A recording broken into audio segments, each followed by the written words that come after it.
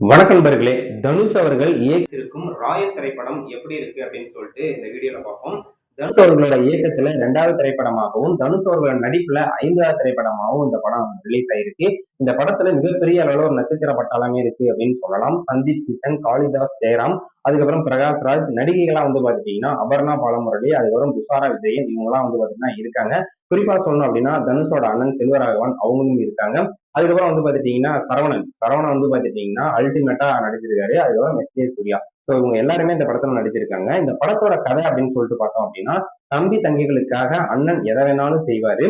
அதே அண்ணனை பாத்துட்டீங்கன்னா வில்லன் கோஷ்டி செய்யற ஒரு சில சதியால தம்பிகளே பாத்துட்டீங்கன்னா முதுகுல குத்திடுறாங்க. அதுக்கப்புறம் கடைசியா அண்ணன் தனுஷ் பாத்துட்டீங்கன்னா அவங்க தம்பியை மன்னிச்சாங்களா, அந்த வில்லனை பாத்தீங்கன்னா பழி தீர்த்தாரா அப்படிங்கறதா இந்த படத்தோட கதையா இருக்கு. இந்த படத்துக்கு பாத்தீங்கன்னா குறிப்பா ஏ சர்டிபிகேட் கொடுத்திருக்காங்க. அதுக்கு தகுந்த மாதிரி தான் அந்த படம் ஃபுல்லாவே பாத்துட்டீங்கன்னா இருக்கு. ஏன்னா அந்த அளவுக்கு பாத்துட்டீங்கன்னா 18 வயசுக்கு மேல இருக்கிறவங்க பார்க்கக்கூடிய அளவுக்கு தான் அந்த படத்தை எடுத்து வச்சிருக்காங்க.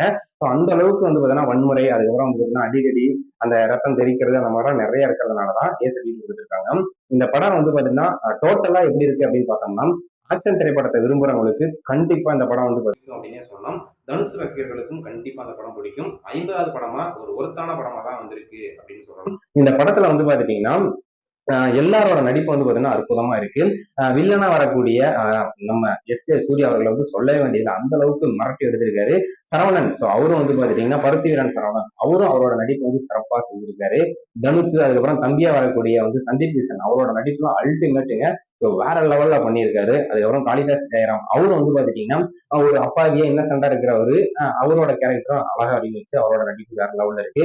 தங்கை துஷாரா விஜயன் அவங்க பாத்தீங்கன்னா ஆரம்ப ஸ்டேஜ்லாம் பாத்தீங்கன்னா அப்படியே ஒரு பவ்யமா இருப்பாங்க. அப்படியே ஃபைனல் போக போக பாத்தீங்கன்னா தரமான ஒரு சம்பவம் பண்ணியிருப்பாங்க. அதுக்கப்புறம் அபர்ணா பாலமுரளி அவங்களோட நடிப்பும் யதார்த்தமா அந்த சென்னை லாங்குவேஜ பேசிக்கிட்டு அற்புதமா பண்ணியிருக்காங்க. குறிப்பா அந்த படத்துல பிளஸ் அப்படின்னு பார்த்தோம்னா டோட்டலா தனுஷ் அவர்கள் வடிவமைச்ச கேரக்டர் எல்லாமே பர்ஃபெக்டா இருக்கு. அவங்க ஆக்ட் பண்ண விதமும் பாத்தீங்கன்னா அல்டிமேட்டா கணக்கச்சிதமா இருக்கு அப்படின்னே சொல்லலாம்.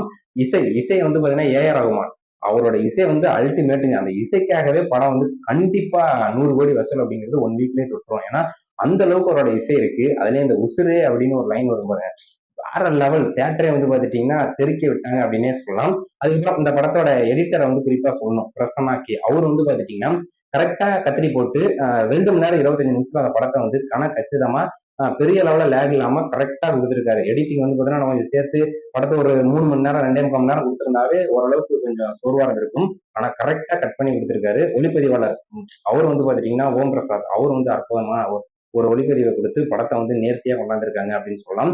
தனுஷ் அவர்கள் பவர் பாண்டி அப்படின்னு ஒரு படம் எடுத்திருந்தாரு. அது ஒரு எமோஷனலான ஒரு பெரிய அளவுல சண்டை காட்சிலாம் இல்லாம ஒரு அப்படியே ஒரு மாதிரி நல்லா இருக்கும்.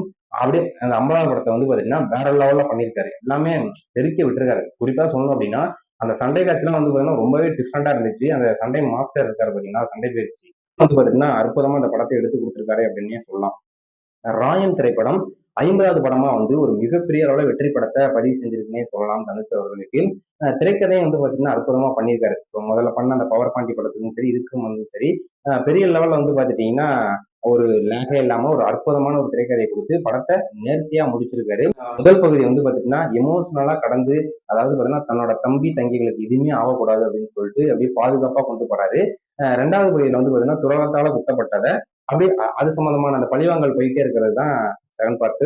வேற லெவல்ல பண்ணியிருக்காங்க. குறிப்பா செல்வராகவன் நடிப்புலாம் பாத்தீங்கன்னா அல்டிமேட். ஸ்டார்டிங்ல பாத்தீங்கன்னா அந்த சின்ன குழந்தைங்களா தனுஷ் அவங்க வரும்போது பாத்தீங்கன்னா ஒரு அடைக்கலம் கொடுப்பாரு.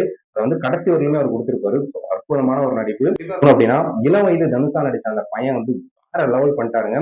நடிப்பு பாத்தீங்கன்னா தனுஷ் அந்த ஏஜ்ல சின்ன வயசுல நடிப்பு வந்திருந்தாருன்னா எப்படி ஒரு பெர்ஃபார்மன்ஸ் கொடுத்திருப்பாரோ அதே அளவு பெர்ஃபார்மன்ஸ் அந்த பையனை கொடுத்திருக்காரு. மைனஸ்ன்னு சொல்ற அளவுக்கு பாத்துட்டீங்கன்னா பெருசா என்னன்னா செகண்ட் ஹாப்ல பாத்துட்டீங்கன்னா ஒரு சில சீன்லாம் பாத்துட்டீங்கன்னா ஏற்றுக்க முடியல. இந்த காரணத்துக்காகவே தம்பிகள் அண்ணனோட முதுகுல குத்துற நிலைமைக்கு வந்துட்டாங்களே அப்படிங்கிற காரணம் வலுவா இல்லை. ஸோ அது ஒண்ணு மட்டும்தான் ஒரு சில அப்படியே மைனஸா இருக்கிறாப்புல இருக்கு. அந்த காரணங்களை கொஞ்சம் வலுப்படுத்தி இல்லைன்னா வேற மாதிரி கொஞ்சம் மாத்தி இருந்தாங்க அப்படின்னா படம் வேற லெவல் அப்படின்னே சொல்லலாம். மொத்தத்துல ராயன் திரைப்படம் எப்படி இருக்கு அப்படின்னு பார்த்தோம்னா தனுஷ் இயக்கத்துல ஒரு மாபெரும் வெற்றி படம் அப்படின்னே சொல்லலாம். ஒரு 2வது படத்திலே பாத்தீங்கன்னா இப்படி ஒரு தரமான படத்தை தனுஷ் அவர்கள் கொடுப்பாங்க அப்படின்னு சொல்லிட்டு நிறைய பேர் மாட்டாங்க. கண்டிப்பா இந்த படம் தியேட்டர்ல பாக்குறதுக்கு ஒருத்தான திரைப்படம் கண்டிப்பா.